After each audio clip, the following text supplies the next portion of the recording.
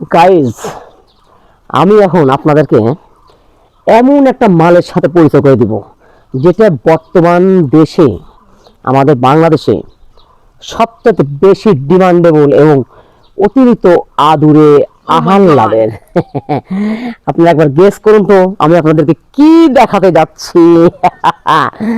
আসুন, আমি সেই মালের সাথে আপনাদেরকে আমি এখন পরিচয় করে দিব। টান টানান, চলে আসুন। এই যে গাইস, কি দিল পিরিতের বেড়া লেবুর বাগানে। দেখতে পাচ্ছেন এখানে দুটো লেবু, যেটা বিশ্ব বাজারে এখন সবচাইতে টপে আছে, অত্যন্ত দামি। একটা কথা মনে রাখবেন, যার দুটো লেবু আছে তার মতো বড় লোক আর কেউ নেই। দেখতে পাচ্ছেন কি ডিমান্ডেবল মাল।